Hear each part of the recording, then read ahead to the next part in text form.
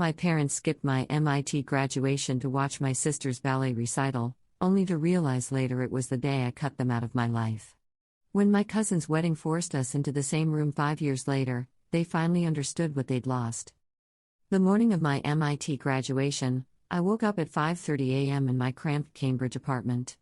My cap and gown hung on the back of my door, the crimson hood signifying my degree in computer science and electrical engineering gleaming even in the dim pre-dawn light.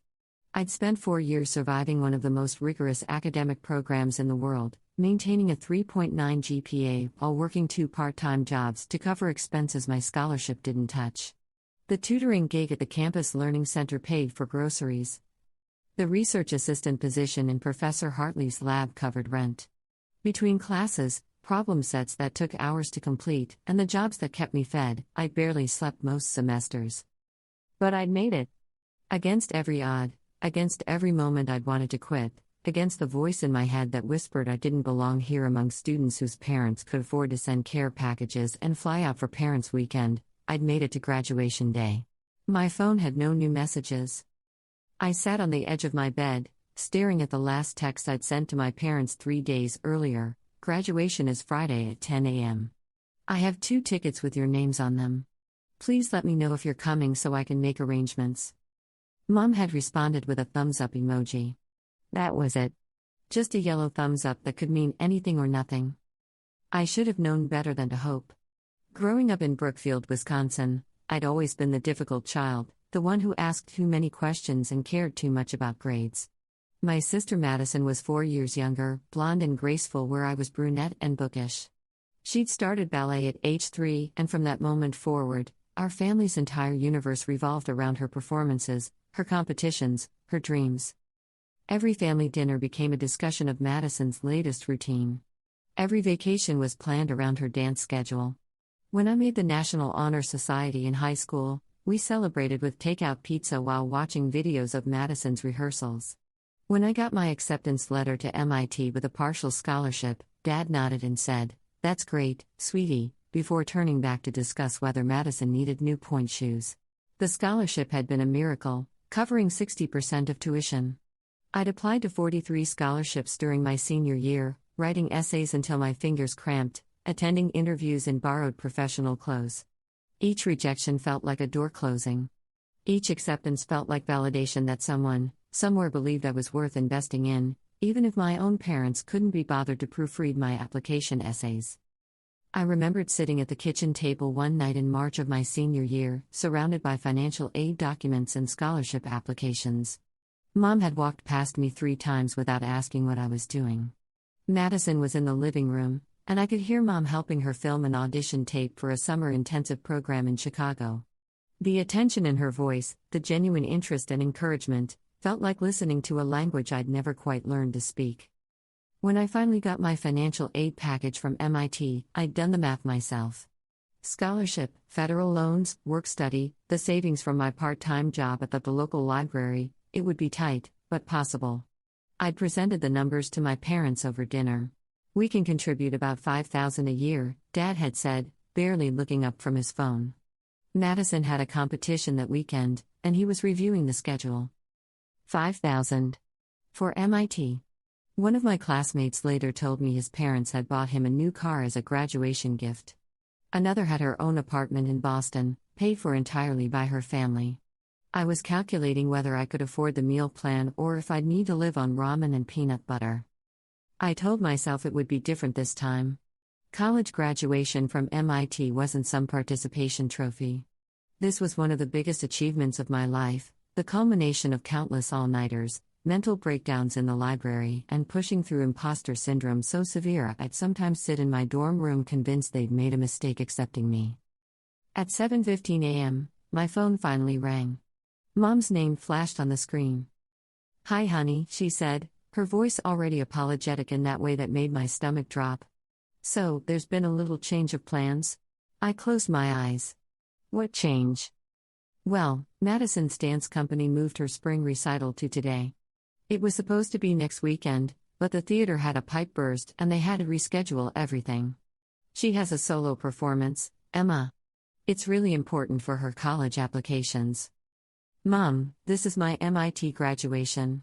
She's a senior in high school, she'll have other performances. You know how competitive dance programs are. The Juilliard Scouts are supposed to be there today. This could make or break her entire future. She paused. We'll be there in spirit, honey. We're so proud of you.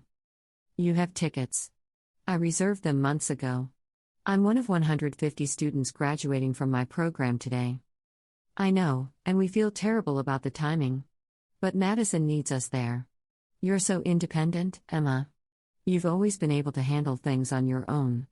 Your sister needs more support. Something crystallized in my chest, cold and sharp as glass. So you're choosing her recital over my graduation. It's not about choosing. It's about being there for your sister when she needs us during a critical moment in her future. You understand, right? You've always been the mature one. I understood perfectly. I'd always understood. Being mature and independent were just code words for easier to neglect. Sure, Mom. I understand. We'll celebrate when you come home for the summer. We'll have a nice dinner, just the family. Yeah. Okay. I hung up before she could say goodbye. For a long moment, I sat there feeling the careful numbness I'd cultivated over the years. Then I picked up my phone and called my roommate Jessica, who'd graduated the previous year but had stayed in Boston for work. Hey, I said when she answered. Any chance you want to watch me get a degree this morning? Are you kidding? I'd be honored. What happened to your parents? They're busy. Jessica knew better than to push. I'll be there with bells on. Literally. I'm bringing one of those embarrassing air horns. She did. When they called my name and I walked across that stage to receive my diploma, shaking hands with the university president, I heard Jessica's air horn blast through the audience of thousands, followed by her screaming, "That's my girl," at the top of her lungs. Other graduates' families laughed and clapped along. I smiled for the first time that day. After the ceremony, Jessica took me to Legal Seafoods for lunch. We ordered champagne and lobster rolls, and she gave me a card with a $100 bill inside. For the brilliant software engineer who's going to change the world, the card read. You didn't have to do this, I said, tears prickling my eyes. Yes, I did. Someone needed to mark this occasion properly. She raised her glass. To Emma Reeves, MIT graduate and future tech mogul. We clinked glasses. The champagne was crisp and perfect, and the lobster roll was the best thing I'd ever tasted. Jessica told me about her job at a startup in Kendall Square and asked about my upcoming position at a tech company in San Francisco. We talked about everything except my family. That evening, I returned to my apartment and carefully packed away my graduation photos. Then I opened my laptop and began the process I'd been considering for months. I changed my phone number. I updated my emergency contacts to list Jessica instead of my parents. I adjusted my privacy settings on every social media platform, blocking my parents, my sister, and most of my extended family members who'd witnessed years of this dynamic and said nothing. The next morning, I sent one email to my parents' shared account. Mom and Dad, thank you for making your priorities clear yesterday. I graduated from MIT, one of the best universities in the world, and you chose to skip it for a middle school dance recital. This wasn't an isolated incident. It's been the pattern of my entire life. I'm done competing for scraps of your attention. I'm done being the mature one who doesn't need anything. I'm done pretending this is a normal family dynamic. Don't contact me. I'll reach out if and when I'm ready. That might be months. It might be years. It might be never. Emma. I hit send before I could second-guess myself. Within an hour, my new phone started receiving calls from email addresses I didn't recognize as my parents tried to reach me through various accounts. I blocked each one. My mom created a Facebook account under a fake name to message me. I blocked that too. Dad tried to reach me through LinkedIn. Blocked. Their messages, from the few I glimpsed before blocking, followed a predictable pattern. First, confusion and dismissal. You're overreacting. We can explain. Then anger, after everything we've done for you. We paid for your college visits.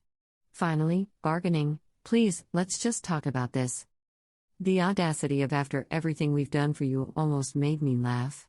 They'd paid for exactly 2 college visits, both to state schools, before I'd used my library job savings to visit MIT on my own. They'd contributed $5,000 a year to a degree that cost nearly $80,000 annually. They'd shown up to exactly 0 parent weekends in 4 years. The only care package I'd ever received at MIT was from Mrs. Henderson, my high school English teacher, who'd send me brownies and a note that said, "Proud of you, always." But they never said the words I needed to hear. They never said, "You're right. We failed you. We're sorry."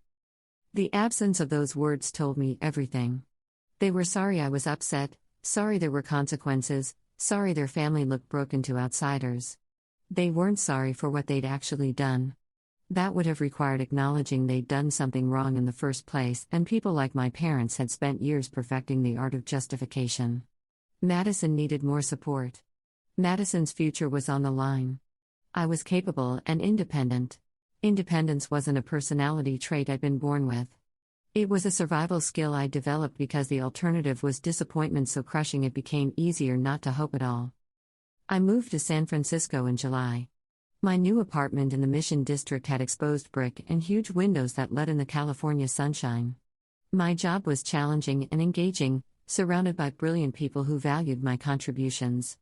I made friends, went to concerts, hiked in Marin on weekends. I built a life that had nothing to do with being the forgotten daughter. Therapy helped. Dr. Patricia Chen, my therapist, specialized in family estrangement. She helped me understand that going no contact wasn't cruel or vindictive.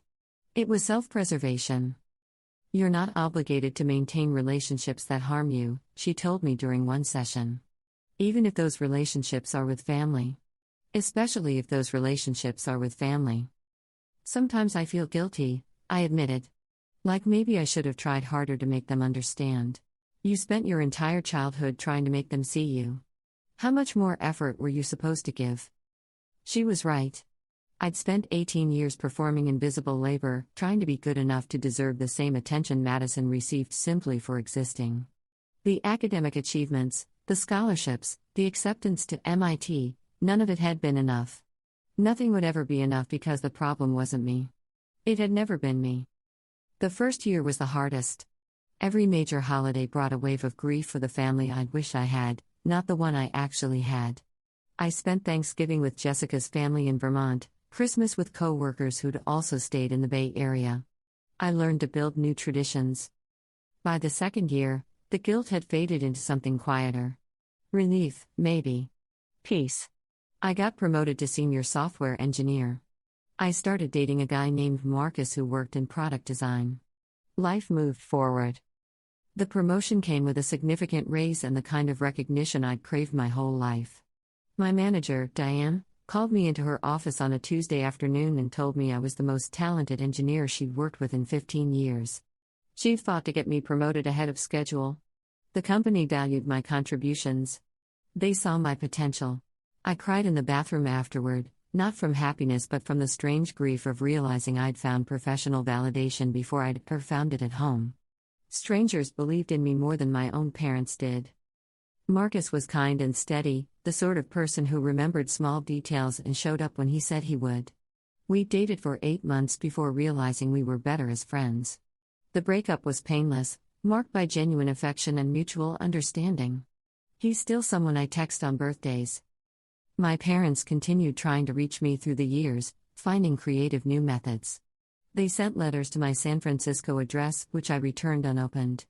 They had relatives I barely knew call me from unknown numbers. My Aunt Susan ambushed me at a coffee shop once, having somehow tracked down my location through a tagged photo. I walked out the moment I saw her. "Your mother is devastated," Aunt Susan called after me. "Madison cries about this all the time." I kept walking. The thing about going no contact is that people who've never done it can't understand it. They think it's about punishment or revenge. They don't grasp that sometimes the healthiest thing you can do is remove yourself from a toxic situation entirely. My parents had the ability to fix things at any point.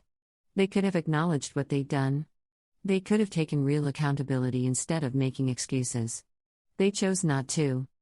Year 3 brought another promotion and a move to a beautiful apartment in Noe Valley. Marcus and I broke up amicably, and I threw myself into my work, leading a team developing machine learning algorithms for healthcare applications. The irony wasn't lost on me that I was helping create technology that could save lives while my own family couldn't be bothered to show up for my graduation. The healthcare project consumed me in the best possible way. We were developing an algorithm to detect early signs of diabetic retinopathy from retinal scans, potentially preventing blindness in thousands of patients. The work mattered. Every line of code I wrote, every model I trained, every bug I fixed contributed to something larger than myself. My team respected my leadership. My opinions shaped strategy. When I spoke in meetings, people listened. This was the opposite of every family dinner I'd sat through in Brookfield, where my voice had been background noise to the main event of Madison's latest accomplishments. I heard through the grapevine that Madison had gotten into NYU's Tisch School of the Arts for dance. Good for her, I thought, and meant it. My issue was never with Madison herself. She'd been a kid, favored through no fault of her own. My parents were the adults who should have known better. Year 4, I started training for a marathon. I joined a running club and made friends who knew nothing about my past except what I chose to share. Sarah, one of my running partners, became a close friend. She'd also cut off her family, for different reasons, and we had an unspoken understanding about the weight of that decision. "Do you ever regret it?" she asked one morning as we ran along the Embarcadero, the Bay Bridge gleaming in the sunrise. "No," I said, surprising myself with the certainty. "I regret that it was necessary. But I don't regret doing it." By year 5, I'd built a life so full and rich that my family of origin felt like characters from someone else's story. I was a principal engineer, I'd run 2 marathons, I had genuine friendships and a community of people who showed up for me. I was dating someone new, a woman named Alexis who made me laugh and actually listened when I talked. Then I received a wedding invitation from my cousin Rachel. Rachel and I had been close as kids, before the family dynamics drove a wedge between us. Her mother, my Aunt Linda, was my mom's sister and had witnessed years of the favoritism without intervention. Rachel's wedding invitation was addressed to just me, no +1 noted, sent to my office address. Inside was a handwritten note: "Emma, I know things are complicated with a family. I want you there, but I'll understand if you can't come. Whatever you decide, I love you and I'm proud of who you've become." The wedding was in Milwaukee, a short drive from my hometown. The date was 6 months away. I held the invitation for a week before responding, weighing my options. I could skip it entirely, which was the safest choice emotionally. But Rachel had been one of the few people who'd occasionally acknowledged how messed up my family dynamic was, even if she hadn't intervened. She'd sent me a graduation card when she found out my parents had skipped the ceremony, along with a heartfelt apology for not being there herself. I decided to go. I didn't tell my parents I was coming. I didn't tell anyone except Alexis, who offered to come with me for support but understood when I said I needed to do this alone. The morning I flew to Milwaukee, Dr. Chen and I had an emergency session. "What's your goal for this trip?" she asked. "To celebrate Rachel. To prove to myself that I'm past all this." "And if you see your parents?" "Then I see them. I'm not the same person I was 5 years ago. They can't hurt me anymore." I believed it as I said it. The wedding was at a historic mansion in Wauwatosa, all rolling gardens and elegant architecture. I arrived early, wearing a navy blue dress that had cost half my first paycheck at my current job. I looked successful because I was successful. I'd become everything I'd worked toward, with or without my family's support. Rachel found me before the ceremony started, radiant in her wedding dress. She hugged me tightly, crying a little. "You came," she whispered. "Of course I came. I wouldn't miss this. They're here. Your parents. I had to invite them. I'm sorry." "I know. It's your wedding. It's fine." The ceremony was beautiful. Rachel married her college sweetheart, Daniel, in a garden ceremony under an arch covered in white roses. I sat in the back, watching 2 people who actually loved and prioritized each other make promises they seemed likely to keep. The reception was in the mansion's ballroom. I made it through cocktail hour by staying near Rachel's college friends, people who didn't know my history. Then, as I was heading to the bar for a glass of wine, I saw them. My parents stood near the head table, older than I remembered. Dad's hair had gone completely gray. Mom had put on weight and looked tired in a way that had nothing to do with the late hour. Madison stood between them, 23 now, wearing a dress that probably cost more than my flight. Our eyes met across the room.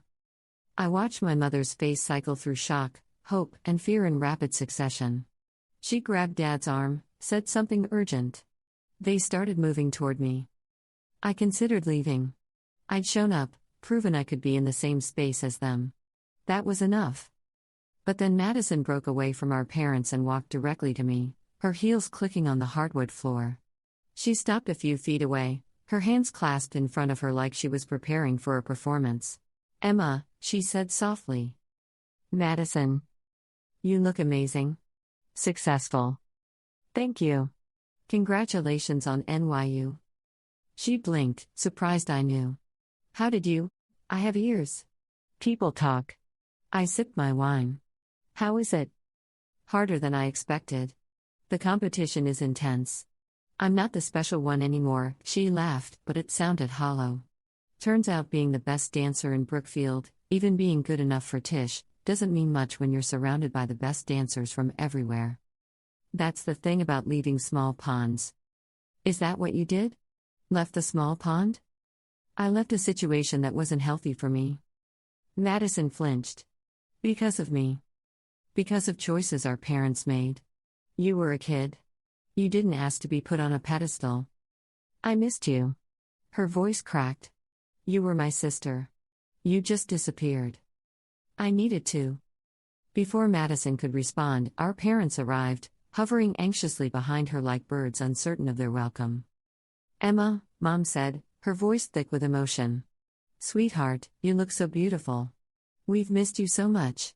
I looked at her, this woman who'd given birth to me but couldn't find time to watch me graduate. "Have you?" "Every day," Dad said. "Every single day. We've tried so hard to reach you." "You've tried to contact me," I corrected. "That's not the same as trying to reach me. You've been trying to reach me my whole life, and you never quite managed it." Mom's eyes filled with tears. "We made a mistake. We should have come to your graduation. We know that now." "Just the graduation?" I asked quietly. "That's the only thing you think you should have done differently?" They exchanged glances, confused. "What about every parent-teacher conference you skipped because Madison had dance practice? What about my high school graduation, where you left immediately after because Madison had a competition the next morning? What about every birthday dinner that got rescheduled around her performances? What about the fact that you couldn't name a single one of my college friends or tell me what my major was without thinking about it?" "Computer science," Dad said quickly. "You studied computer science?" "Computer science and electrical engineering. It was a double major. I spent 4 years on that degree, and you never once asked me what I was learning."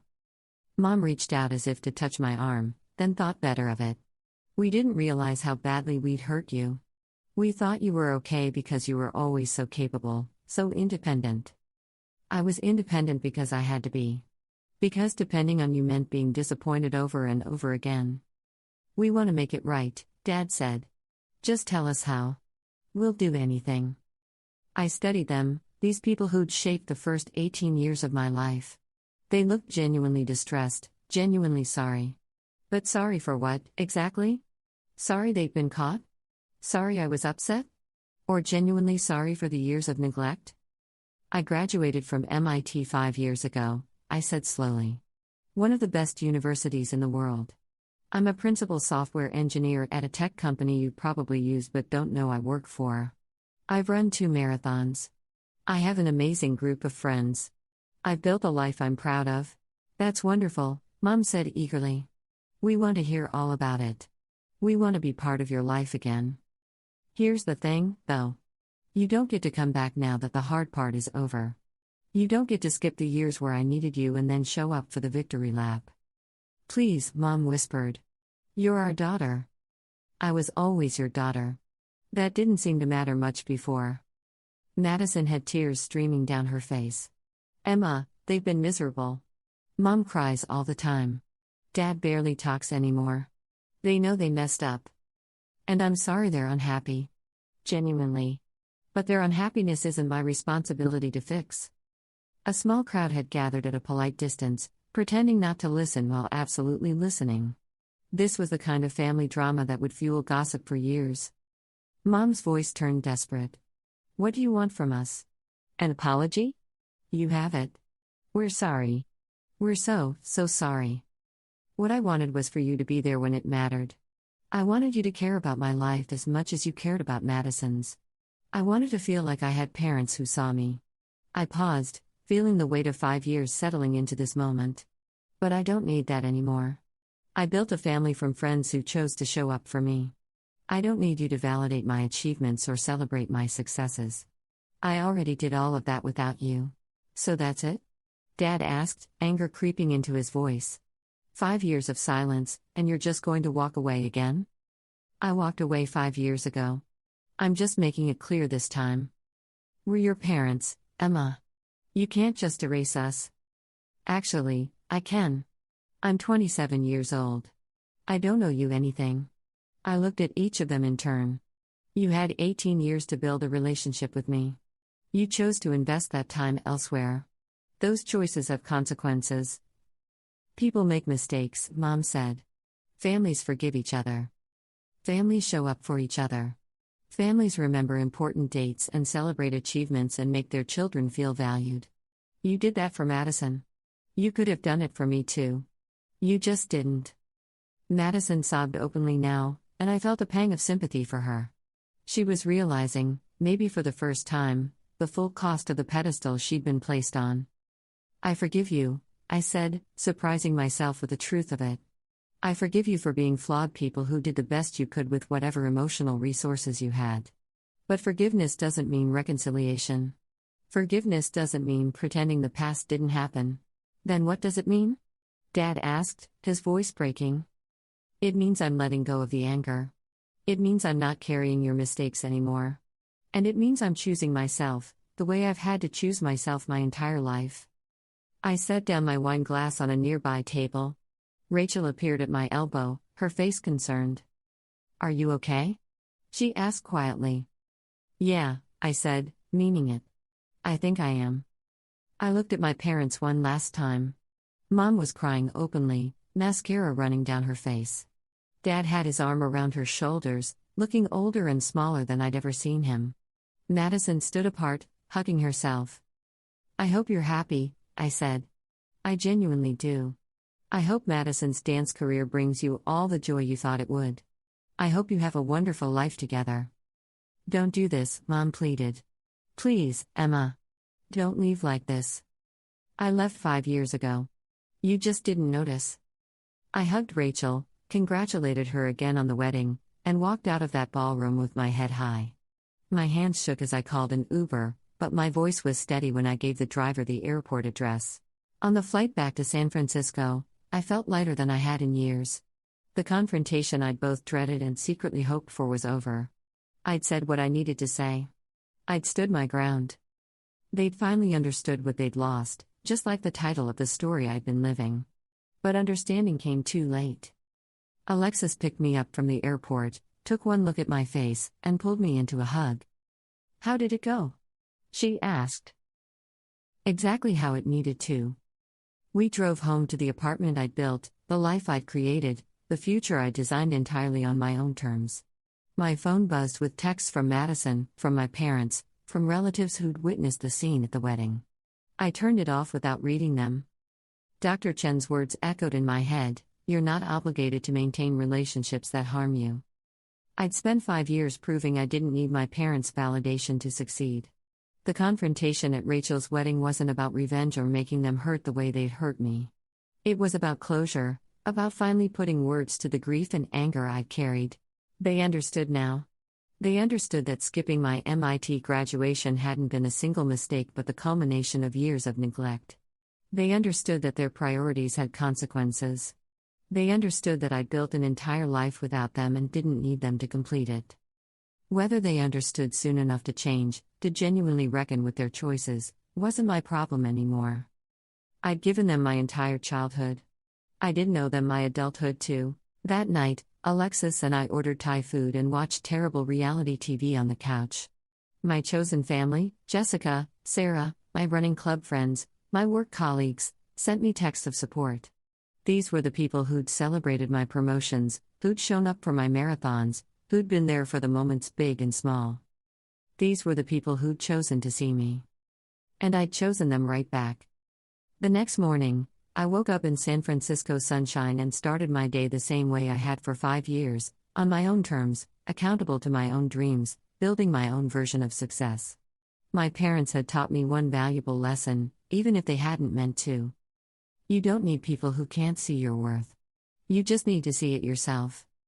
I saw it now, reflected in every choice I'd made, every bridge I'd crossed, every version of myself I'd built from scratch. MIT graduate, principal engineer, marathon runner, friend, partner, survivor. Emma Reeves, on her own terms. And that was enough. It had always been enough. I just hadn't needed their permission to know it.